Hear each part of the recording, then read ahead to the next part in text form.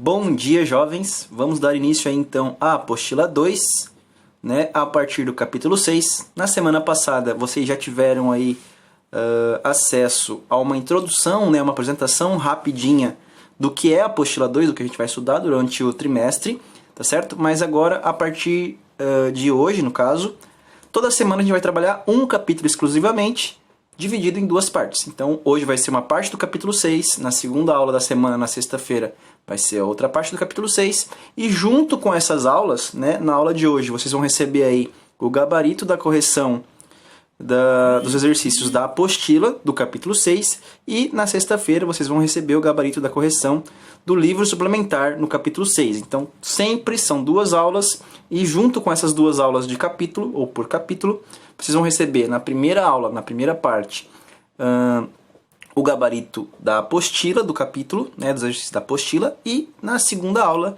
na segunda parte, vocês vão receber o gabarito do livro suplementar, dos exercícios do livro suplementar do capítulo. Nesse caso, então, junto com essa aula, vai para vocês lá no Clipe Escola o gabarito do capítulo 6 da apostila, dos exercícios da apostila, tá ok?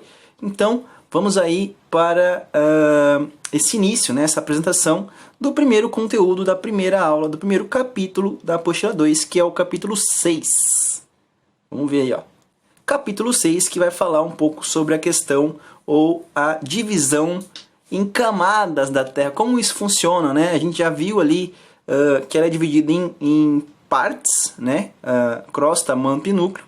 E claro, tem algumas classificações mais específicas, algumas divisões mais específicas dentro dessa classificação. E a gente vai dar uma olhadinha então como é essa divisão de uma forma mais detalhada um pouquinho, tá certo? Então vamos lá. Olha aí, esse é o capítulo 6, parte 1, vai ser dividido em duas partes, tá certo? Então, vamos em frente, olha aí. Camadas da Terra, ela pode ser dividida então em 1, 2, 3, 4, 5, 6 camadas. Olha, ó. Crosta terrestre, que também pode ser chamada de litosfera, tá bom? Essa crosta terrestre, na verdade, ela pode ser dividida em duas também, se a gente for considerar. Porque você tem a crosta continental, que é a parte dos continentes, e a crosta oceânica, que é a parte dos oceanos. Então, a crosta terrestre também pode ser dividida em duas, tá certo? Mas vamos seguindo aí, ó. Além da crosta terrestre ou litosfera, a gente tem também a astenosfera, que ela fica aí entre a crosta e o manto superior, o manto inferior, o núcleo interno e o núcleo externo. Então, vocês podem ver aí que todas as camadas elas têm subdivisões, né? Tanto a crosta que eu acabei não colocando aí, né? Entre crosta continental e crosta oceânica, assim como o manto também é dividido entre manto superior e inferior, e o núcleo, que também pode ser dividido entre interno e externo, né? Na verdade, o externo vem primeiro, né? Ele está externo, dá para fora, certo? Dentro do manto, né? Isso aí eu vou colocar para vocês também mais explicadinho nos slides seguintes. Dentro do manto acontece o que a gente chama de correntes de convecção, galera. Correntes de convecção é o movimento que o manto faz dentro da Terra para movimentar as placas tectônicas por conta da troca de calor, por conta da variação de profundidade e tudo mais. Vou apresentar para vocês aí também nos próximos slides. E tem um negocinho que não aparece na apostila aí, acho legal vocês anotarem quando aparecer no slide, que são as descontinuidades. Descontinuidades são os espaços que existem entre essas camadas aqui que eu mostrei para vocês, tá certo? Vamos dar sequência aí nos slides que a gente vai ver mais certinho cada uma dessas camadas e como isso funciona, quais as classificações de cada camada, né? Então, vamos lá, ó. Esse aí é um esquema breve, né, ilustrativo do que é essas camadas, do que são essas camadas. Olha aqui, ó. Aqui em cima, a litosfera ou crosta terrestre. Se a gente for considerar essa parte aqui é a crosta continental e a parte embaixo do oceano, a crosta oceânica. Logo abaixo da litosfera, a gente tem a astenosfera, tá certo? A astenosfera.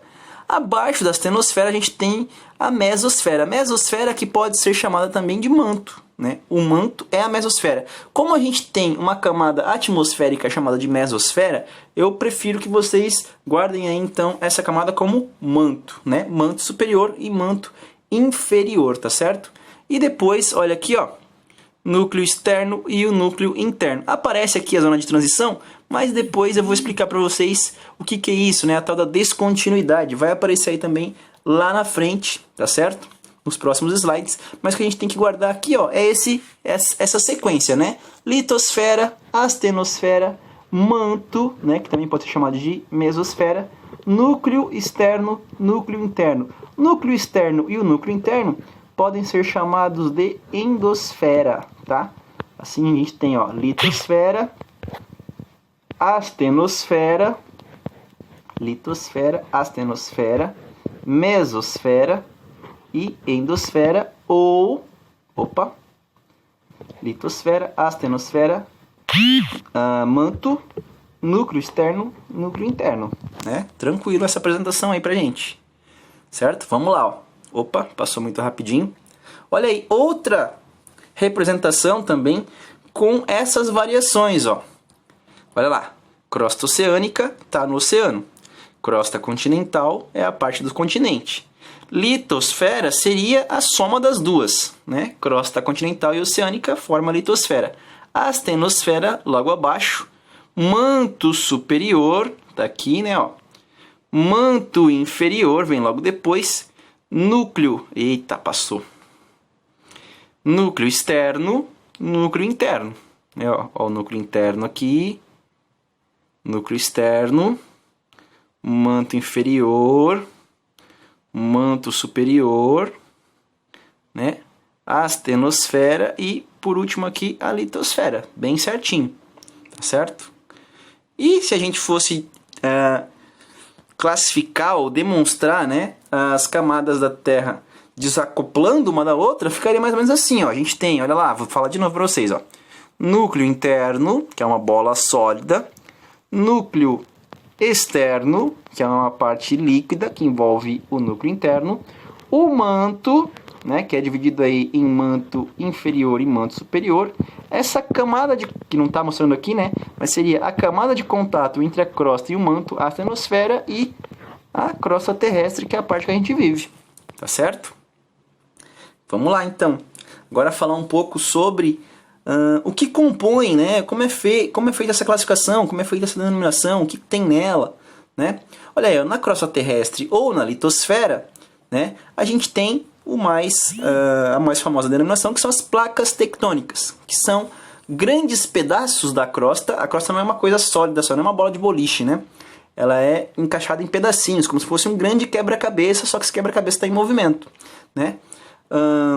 Esses pedaços do quebra-cabeça da Terra, da crosta, a gente chama de placas tectônicas. A gente tem placas tectônicas que são oceânicas e tem placas tectônicas que são continentais. Tem placas tectônicas que estão um pouco no oceano, um pouco no continente. Vou mostrar depois para vocês um esqueminha dessas placas tectônicas, tá certo? Além das placas tectônicas que está mais embaixo, que é a base, né? O que a gente tem acima da placa tectônica? Na base da Terra, né? Onde a gente vive, onde a gente se reproduz, a gente caminha, a gente constrói nossas coisas, enfim. O que tem acima das placas tectônicas? A gente tem rochas, né? Que é aí essa transição entre a base e o que vem mais acima, rocha matriz, rocha metamórfica, rocha sedimentar, todos os tipos de rocha.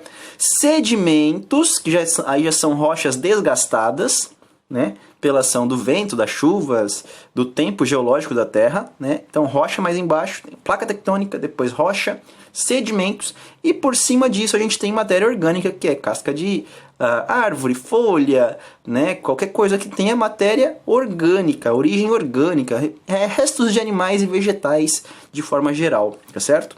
Então a gente tem tudo isso aí sobre a crosta terrestre, tá certo? E ela sofre influência, claro, se ela está exposta ao que acontece, né, na superfície, as rochas estão expostas, os sedimentos, a matéria orgânica, algumas placas tectônicas que conseguem a borda delas ser visíveis, né, na superfície, todos esses elementos, né, sofrem influência de forças da natureza. Sejam elas forças internas, que vêm lá do centro da Terra, tipo a erupção de um vulcão, um tremor de um terremoto, né, coisas assim, ou externas, né, pode ser chuva, vento, as ondas do mar que batem nas rochas ali perto do litoral, né? As forças internas a gente chama de endógenas. Endo quer dizer dentro, genos quer dizer origem, né? Então, que tem origem lá dentro da crosta, lá dentro das camadas mais internas. E exógenas quer dizer externas, que vêm de fora, vento, chuva, que acontecem aqui na superfície por conta dos fenômenos atmosféricos, tá certo? Então, as forças da natureza que acontecem dentro da Terra são endógenas, né? Ou são aquelas que formam um relevo, né? E as forças da natureza que acontecem na superfície, né, por fora, vamos dizer assim, das camadas internas, elas são as forças externas ou exógenas, tá certo? Chamadas de modeladoras, elas que vão desgastar a montanha, que vão movimentar os sedimentos, que vão fazer erosão, né? Tem vários fenômenos aí causados pelas forças externas, tá bom? Então, olha, repetindo aí, ó, na crosta terrestre e litosfera, a gente tem as placas tectônicas, que são a base, depois rochas, sedimentos e matéria orgânica, tudo isso sendo modificado por forças internas ou endógenas ou forças externas ou exógenas, tá certo? Então, vamos seguir. Olha aí, para a gente ter uma visão certinha do que é a crosta terrestre, ó. Litosfera seria a soma de toda a parte superior, né? Seja a crosta oceânica ou seja a crosta continental, tudo que está aí na base, né? Na superfície, certo? Que é a crosta terrestre, aquela camada mais externa. Entre a litosfera e o manto, a gente tem, olha só, a astenosfera. Vou explicar aí para vocês depois o que é a astenosfera. E abaixo da astenosfera a gente tem o manto, tá certo? Olha lá. Pessoal, eu tô mexendo aqui na câmera porque, na verdade, como eu tô projetando direto do celular, aí às vezes dá uma bugada aqui, mas tá tudo certo, né? Então, a gente viu ali, ó, vou voltar para vocês, né, ó, a astenosfera, o que ela é? Uma camada entre a crosta e o manto. E o que é a astenosfera? Tá lá, ó. Camada entre a crosta e o manto, ela é mais maleável ou plástica, ou seja, ela é como se fosse uma rocha derretida. Não sei se é uma boa explicação, mas pensa assim, ó, na crosta a gente tem rocha sólida. O magma, que é o manto, seria, entre aspas, rocha líquida, né? É lava de vulcão. O que é lava de vulcão? É uma rocha em muita alta temperatura que basicamente derreteu, fundiu, né? Entrou em fusão. A astenosfera seria o resultado do choque térmico entre o que é rocha, já está sólida, e o que é magma, manto, que está líquido. Então, essa capinha que se forma, né, a gente chama de astenosfera, que ela é uma camada plástica, como se você conseguisse esticar, como se ela fosse uma geleia, vamos dizer assim, né? Você consegue esticar, claro que você não vai botar a mão nela, porque ela é super quente, né? Mas você ela consegue ter uma maleabilidade. É sobre ela que as placas tectônicas deslizam, né? Que você tem movimento das placas. As placas vão para frente, para trás, sobem uma na outra, empurram uma para baixo, dobra a outra, né? Você tem vários movimentos que acontecem das placas tectônicas que ocorrem sobre a astenosfera, tá certo? E é ela que faz com que um dos elementos que faz com que a corrente de convecção do magma funcione, né? Ele apareceu ali no início do slide, né? O que é a corrente de convecção do magma. O que é isso? A astenosfera faz com que o magma perca calor, porque ela está relativamente menos quente. Então, todo o magma que está próximo da astenosfera perde calor e ganha peso, né? Algo que fica mais frio, ele fica mais denso. Então, o magma que toca na astenosfera fica menos quente, ganha peso e desce. Lá no núcleo, perto do núcleo, o magma que está ali está muito mais quente, então ele ganha calor, né? O magma ganha calor, perde densidade e sobe. Na astenosfera, aqui perto da crosta, ele toca nela, perde calor, ganha densidade, ganha peso, né? E desce. Lá perto do núcleo, ele ganha calor, perde densidade e sobe. E fica nesse ciclo infinito aí de perder calor, descer, ganhar calor, subir. Isso a gente chama de corrente de convecção do magma. Isso aí acontece o tempo todo lá dentro. É o que faz as placas tectônicas mexerem, né? Se moverem na superfície, tá bom? Vai aparecer um esqueminha aí mostrando para vocês certinho. E aí eu rabisco aqui na tela para vocês darem uma olhada. Olha aí, ó. A astenosfera já apareceu ali onde ela fica, né, no outro slide. E agora a gente tem a definição aí, a divisão entre manto superior e manto inferior, né? Como eles estão em altitudes, em profundidades, na verdade, muito diferentes, né? O manto superior está mais próximo da superfície e o manto inferior mais próximo do núcleo, tem temperaturas diferentes e densidades diferentes. Eu já expliquei isso aí lá agora há pouco, né? É no manto que acontece o movimento de convecção do manto, né? Você está no manto, o movimento de convecção do manto. E aí, como é que isso funciona? Foi aquilo que eu expliquei. No manto superior, né, a parte do manto superior, que está próximo da astenosfera, é menos quente e mais densa, tá certo? Então, ela vai perder calor ali no manto superior, ela chega quente, chega no manto superior, ela toca na astenosfera, perde calor, ganha densidade e desce. Lá, aí chega no manto inferior, que está lá embaixo, lá perto do núcleo. No manto inferior, ela fica mais quente, essa quantidade de magma aí fica mais quente e, portanto, perde densidade e sobe, né? Certo? Sobe porque perde densidade, fica mais quente, tá certo? Como que a gente pode visualizar isso de uma forma prática? Pensa que é ar. Ar quente sobe, ar frio desce. Todos os fenômenos da natureza têm essa mesma lógica. O que é quente perde densidade e vai subir. O que é frio ganha densidade e vai descer. No magma não existe magma frio, né? Mas ele está menos quente. Por isso que eu coloquei ali, ó, menos quente. Não quer dizer que ele é frio, né? A diferença entre um e outro é de aproximadamente 500 a 1000 graus, né? Depende ali da profundidade que você está falando, tá certo? Então, olha aí. O magma ou o manto superior é menos quente, porque ele está em contato com a astenosfera, né? Tem ali uma quantidade de calor bem menor. Então, ele resfria, ele chega quente lá do manto inferior, né? Mas ali naquela região ele vai perdendo calor, ganhando peso, ganhando densidade e desce, né? Ele desceu menos quente, mas vai chegar lá embaixo, perto do núcleo, que é mais quente, tem 3000 graus de temperatura, vai aquecendo, vai ficando menos denso e sobe. O ar é a mesma coisa, ar quente não sobe, chega lá em cima, forma nuvem, fica mais frio e desce em forma de chuva ou de neblina, enfim. No manto é a mesma coisa, só que a gente está falando de magma. O magma mais quente vai subir, vai resfriar em contato com a astenosfera e vai descer. Chega em contato com o núcleo, se aquece e vai subir. Chega em contato com a astenosfera, perde calor e vai descer, e assim infinitamente, né? Vou mostrar para vocês aqui como é que isso acontece, ó. Olha bem. Esse movimento aqui, ó, é o movimento das correntes de convecção. Ele pode acontecer nesse sentido, horário ou anti-horário, né? Horário para cá ou anti-horário para cá, certo? Isso aí por quê? Porque existem várias correntes de convecção acontecendo dentro da Terra, né? Elas vão se encaixando, elas criam um ciclo, um movimento infinito e encaixado, tá certo? Então, olha bem, aqui, ó, tá a astenosfera, não tá descrito aqui, mas ela tá aqui, tá? Então, aqui, o magma do manto perde calor, fica mais pesado e desce. Aqui, né, o núcleo é bem mais quente, então ele ganha calor, fica mais leve e sobe. Aqui, chega lá na astenosfera, perde calor, porque está menos quente, ganha peso, ganha densidade e desce. Chega aqui perto do núcleo externo, ganha calor, perde densidade e sobe. E isso feito de maneira constante e infinita, tá certo?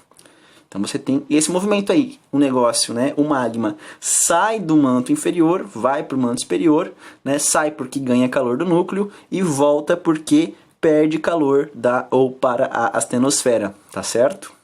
Então isso aí é feito de uma maneira constante. E aí como é que isso influencia no movimento das placas tectônicas, gente? Seguinte, se você tem o movimento de convecção, né? Ó, no caso aqui, olha a setinha. Se afastando, as placas tectônicas, a tendência delas é se afastar. Mas se você tem, aqui não mostra o outro pedaço, mas se você tem, ó, uma setinha chegando perto da outra, essa placa está vindo para cá, essa está vindo para cá. A placa, geralmente mais pesada, entra embaixo da outra e a outra sobe por cima dela ou dobra, né? Isso aí depois eu vou mostrar para vocês como é que acontece também. Vamos lá. Então, expliquei aí o que acontece no manto. Lembra das correntes de convecção do manto, né? Dessa sequência aí de ganhar calor, subir, perder calor, descer, que está explicado o que é a corrente de convecção ou o movimento de convecção do manto. Tá certo? Vamos lá. Núcleo externo e núcleo interno, pessoal. Seguinte, né? Atinge temperaturas acima de 2.000 graus. Né? Podem chegar até 5.000 graus. 3.000 graus, na verdade, tá aqui, ó. Pode atingir 3.000 graus o núcleo externo e pode chegar a 5.000 graus o núcleo interno. É muito quente, né? E, basicamente, tanto o núcleo externo quanto o núcleo interno são compostos de dois componentes metálicos, níquel e ferro. Tanto é que o núcleo ele é chamado de NiF, níquel e ferro. Tá certo? Qual que é a diferença básica dos dois, do núcleo externo e do núcleo interno? O núcleo externo, ele é líquido. O núcleo externo é líquido e pode chegar a 3.000 graus de temperatura. O núcleo interno, ele é sólido, né? É níquel e ferro sólido e pode chegar a 5.000 graus de temperatura. Outra diferença, né? O que acontece só no núcleo interno. Ele tem uma rotação própria. O núcleo interno ele gira, ele rotaciona igual a Terra, só que em uma velocidade um pouco maior, justamente porque ele é menor, né? Ele vai conseguir girar ou rotacionar com uma velocidade um pouco maior que a da Terra, e esse contraste de movimento entre o movimento da Terra, o movimento do núcleo interno e essa capa de núcleo externo composta de níquel e ferro vai criar o que a gente chama de campo magnético da Terra. O que é isso, professor? O campo magnético da Terra ele vai fazer duas coisas. Vai direcionar a bússola para o Polo Norte, né? Aquela bússolazinha lá, aquela agulhazinha da bússola que fica apontando para o Polo Norte. E, o mais importante, mantém a gente fixo na Terra. É esse campo magnético que gera a gravidade terrestre, que mantém a gente aqui fixo, né? Não sai voando, não sai sendo lançado para o espaço, né? Então, o núcleo interno rotaciona um pouquinho mais rápido, cria esse campo magnético da Terra e mantém a gravidade funcionando, né? Se por acaso, vamos dizer, que aconteça um dia de dar um bug no núcleo terrestre, lá no núcleo interno, a Terra vai explodir, só para avisar vocês, né? Tomara que não aconteça. Quem sabe da história aí do Superman, né? Krypton explodiu, não sei se vocês gostam de bio ou não, vocês estão novinhos, e o Super-Homem nem é tão da geração de vocês agora, mas o planeta Krypton explodiu porque o núcleo terrestre, ou o núcleo de Krypton, parou de girar, né? Uma das teorias lá, uma das histórias é que ele parou de girar e o planeta, pum, explodiu, né? Não vai acontecer com a Terra, esperamos, ela vai acabar de uma outra forma, né? Mas geologicamente, fisicamente, isso poderia acontecer e aí a gente não teria mais gravidade, seria lançado para o espaço, né? Não vai acontecer, mas estou contando uma história aí, dando uma brincada com vocês, né? Então, o núcleo interno é responsável pelo campo gravitacional e o campo magnético da Terra é uma bola densa de níquel e ferro que gira um pouco mais rápido do que, ou que rotaciona um pouco mais rápido do que a própria Terra, tá certo? Vamos lá, olha aí, ó, um esqueminha bem fácil, né, bem simplificado, de todas as camadas que eu já expliquei para vocês. Ó. Só não vai aparecer a astenosfera aqui, ó. Núcleo interno, núcleo externo, opa, voltou sem querer. Núcleo interno, núcleo externo, manto inferior, manto superior, crosta continental e crosta oceânica. Se a gente fosse considerar a astenosfera, ela seria mais ou menos essa linha branca que está aqui, ó, né? Que pega aí o final da crosta e o começo do manto, tá certo? Agora, uma coisa que não tem na apostila. Então, se vocês estiverem no celular aí, ó, já dá print nessa tela porque ela é um conhecimento complementar, pessoal. Vai aparecer aí quando vocês estiverem estudando mais detalhes sobre as camadas internas da Terra, que são as descontinuidades. O que são as descontinuidades, professor? São áreas de transição entre uma camada e outra, tá certo? São regiões da Terra onde a velocidade da propagação das ondas, que são utilizadas para estudar a composição interna da Terra, né? As pessoas utilizam sismógrafos, utilizam ondas radioativas, utilizam vários sistemas de propagação de onda, e nesses estudos eles descobriram que entre uma camada e outra existem áreas de transição, né, onde a velocidade dessa propagação de onda muda, né? E aí tinham que dar um nome para isso, eles chamaram de descontinuidades, tá certo? A gente tem aí, ó, 1, 2, 3, 4, 5 descontinuidades entre as camadas da Terra. A primeira é a descontinuidade de Conrad. Ela está, na verdade, no meio da crosta continental, né? Entre uma profundidade aí de 15 a 20 quilômetros de profundidade. Tem rochas que, vamos dizer assim, elas são mais resistentes a partir dessa profundidade, então muda um pouco a propagação das ondas, né? E a gente tem aí, dentro dessa, ela não é uma linha constante, tá? Ela vai mudar de profundidade conforme a região do planeta. Só que ela só acontece na crosta continental. Na crosta oceânica não tem descontinuidade de Conrad, tá certo? Então ela acontece em uma profundidade entre 15 e 20 quilômetros dentro da crosta continental, tá certo? Muda aí um pouco a velocidade de propagação das ondas que fazem, que os estudiosos analisam aí dentro da superfície terrestre, tá certo? Depois, entre o final da crosta, né, da litosfera, e o início do manto, no caso o manto superior, a gente tem a descontinuidade de Mohorovic, né? É um nome meio russo aí, Mohorovic, tá certo? Ela acontece então entre a crosta, e o manto, tá bom? Entre o manto superior e o manto inferior, a gente tem a descontinuidade de Repet, né? Descontinuidade de Repet acontece aí, então, entre essas duas camadas do manto, o manto superior e o manto inferior.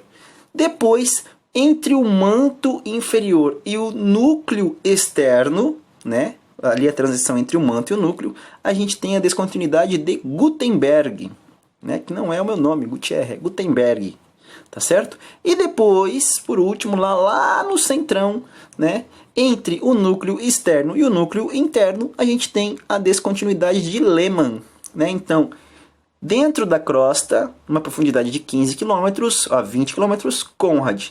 Entre a crosta e o manto superior, Mohorovic. Entre o manto superior e o manto inferior, Repet. Entre o manto inferior e o núcleo externo, Gutenberg. E entre o núcleo externo e o núcleo interno, Lehmann.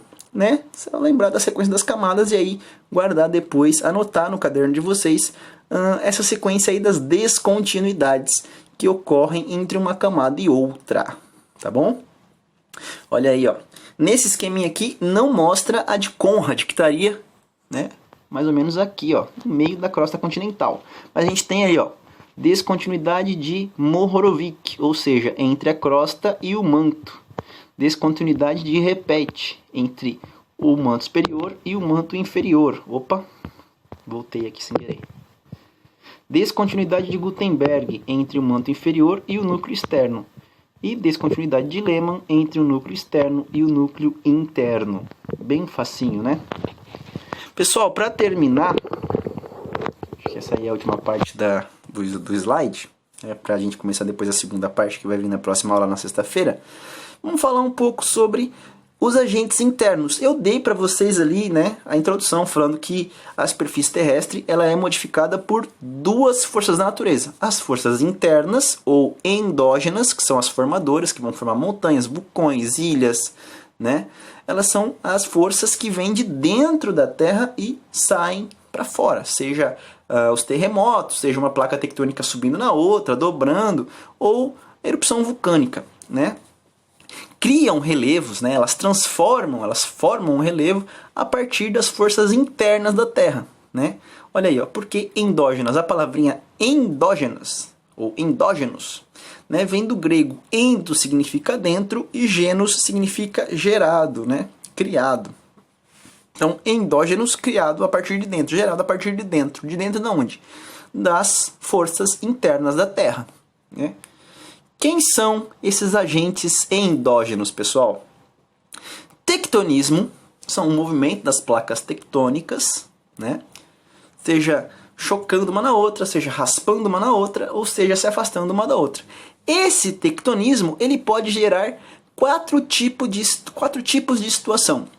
Subducção, onde você tem, vou imitar aqui as placas tectônicas. Você tem as duas chegando, pum, vai se chocar. Pau, bateu. A mais pesada, geralmente, ela é empurrada para baixo, porque ela está mais densa. Ela é empurrada para baixo, vai sendo empurrada. E a outra placa, geralmente, se dobra, né? Porque está mais leve. Então, vai fazer isso aqui, ó. Pum. Não nessa velocidade, né? Demora milhões de anos. Mas você tem duas situações que podem ocorrer desse choque. Subducção, que é essa descida da placa, ou dobramento, que é a placa dobrar sobre a outra, tá certo? Pode acontecer também dela rachar, no que ela dobra, ela racha e nasce um vulcão aqui, ó. Né? Então, vamos lá, imita de novo, ó. E aí nasceu um vulcão aqui, ó. Pode acontecer isso aí, né? Então, subducção, descida. Dobramento, ela dobra sobre a outra, né? Ou soerguimento e subsidência. Esse soerguimento e subsidência pode acontecer por vários movimentos tectônicos. Duas placas elas podem pressionar uma outra placa e ela dobrar e se erguer, né? Isso muito mais lento porque a intensidade do movimento acontece devagar, né? Ou subsidência. Duas placas se afastam, né? E no meio delas tem uma outra e essa placa ela dá uma cedida. Né? Então você pode acontecer de duas placas pressionarem uma outra e ela subir, ou de duas placas se afastarem de uma outra e ela descer. Isso a gente chama de soerguimento e subsidência. Soerguimento, subsidência. Soerguimento, subsidência. Tá certo? Então o tectonismo, o movimento das placas tectônicas, pode gerar esses quatro tipos de situações aí na crosta terrestre, né? Na superfície. Essas são forças internas, forças que estão agindo de dentro para fora. Né? Quem que movimenta as placas tectônicas? O manto, o magma que está lá dentro, que eu expliquei para vocês, através do movimento de convecção. Né? Agora, outro agente endógeno, vulcão, gente. Vulcão que pode acontecer, ou que pode surgir do afastamento de duas placas, aí de repente, né, faz ali a erupção vulcânica. Nessa situação, geralmente, oceânica, né? Esses vulcões que surgem do afastamento são vulcões de origem oceânica. Tem vulcão no fundo do mar, tá? A lava consegue sair ali e se espalhar no fundo do mar. Ou quando você tem aquela situação que eu expliquei para vocês, subsidência e dobramento. Na falha do dobramento aqui, ó, essa parte abre e o vulcão nasce daqui. Você tem a formação de uma cordilheira ou de um vulcão, né? Pode acontecer também do vulcanismo não chegar na superfície, não chegar e extravasar na crosta, né? A lava vulcânica ela fica confinada dentro da crosta, pode acontecer também, mas isso modifica o relevo de alguma forma, né? Você vai ter depósitos de rochas basálticas, rochas vulcânicas dentro da superfície, formadas a partir de algo que está interno, que sai de lá de dentro do magma e vai para a crosta terrestre. Tá certo? Então, tectonismo, movimento das placas, seja colidindo, seja afastando, ou seja raspando uma na outra. Vulcanismo, erupções vulcânicas, né? A partir da pressão do magma que está lá dentro, quando ele vaza e cria vulcões na superfície. Vamos dar uma olhadinha aí nos slides. Olha, isso aí, ó, é aquela zona de subducção que eu falei para vocês, né? Tem um gifzinho aí, ó. Olha lá. Tá ao contrário aqui, né? Vou fazer conforme o vídeo aqui, ó. Então, tem uma entrando aqui para baixo e a outra, ali não mostra, mas a outra ela tá se dobrando. Olha a pontinha dela aqui, ó. Dobrando. Olha aqui, ó. Onde ela dobra. Vai aparecer aqui de novo, ó. Onde ela dobra? Onde pode aparecer um vulcão, né? Vamos pro próximo. Ali, ó. Lava vulcânica saindo, né? Lá da superfície. Ó, um vulcão, como ele pode entrar em erupção, né? Como ele pode lançar magma na superfície, né? Ele borbulha, ele tem muita pressão lá embaixo, ele sai na superfície. Depois essa lava se resfria, né? E cria uma rocha basáltica ou uma rocha vulcânica, rocha ígnea na superfície. Isso aí vai ser explicado para vocês depois no próximo slide, tá certo? Outro que seria uma consequência, né, tanto das erupções vulcânicas quanto dos tectonismos, é o abalo sísmico. O que é isso? A Terra tremer, né? A gente viu aí, ó, ontem, vai aparecer para vocês hoje de manhã, né? Ontem, anteontem, não sei, teve um terremoto no México, né? Depois esse terremoto vibrou também lá na Califórnia, nos Estados Unidos. Que nada mais é do que o quê? As placas tectônicas mexendo, batendo uma na outra, né? Encavalando, sei lá, qualquer movimento que ela está fazendo. Mas quando ela vibra, seja por choque, ou por afastamento, ou por deslizar uma na outra, ela vibra e aí a gente sente aqui na superfície, né? Os abalos sísmicos são consequências dessas forças internas e eles também podem transformar a superfície, né? Pode quebrar uma montanha, pode transformar o relevo de algum lugar, justamente porque você está chacoalhando, você está vibrando a superfície. E aí tem duas formas da gente medir, né? Esse conteúdo aí não está na apostila de vocês dessa forma, tá certo? Eu estou colocando um complemento. A gente tem duas formas de medir os abalos sísmicos ou terremotos ou sismos, né? Duas formas.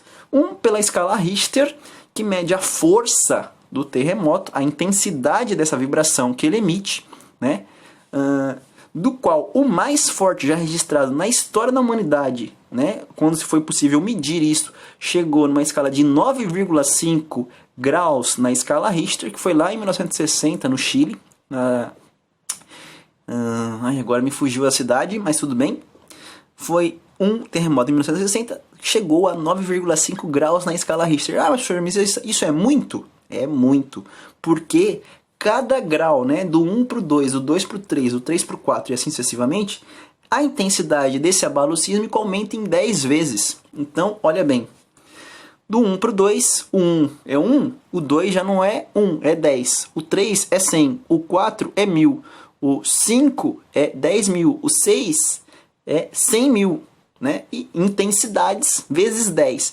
Então, o 9,5 é 9,5 vezes 10 vezes mais do que o 1, né? Que é um terremotinho bem fraquinho, que nem dá para sentir, só o sismógrafo que é o aparelho que mede, né, a intensidade do tremor, que vai registrar. O 9 não, né? O sismógrafo fica doido ali, balança, faz aquela linhazinha, né? Depois vocês procuram aí na internet o que é um sismógrafo. É o aparelho que mede o tremor, que mede a magnitude do terremoto, né? Imagine um sismógrafo medindo um terremoto de 9,5, né? Se sobrar um sismógrafo, porque vai tremer tudo, tá certo? E um outro que é interessante da gente estudar também, que é a escala de Mercalli. A escala de Mercalli, ela mede o dano causado por esse terremoto. Não é a força dele, mas o dano que ele causa. E pode ser que seja diferente de um lugar para outro, né? Se um país for mais desenvolvido, tiver mais preparo para se proteger, para se precaver de um terremoto, a escala de Mercalli dele vai ser bem menor do que um país que não tem preparo para isso, né? E a escala de Mercalli, ela tem um fim, né? A escala de Richter não tem fim, pode chegar até, sei lá, 15 na escala Richter, ainda não chegou, né? A gente só chegou a 9, mas pode ser que chegue, né? Vamos ver, tomara que não.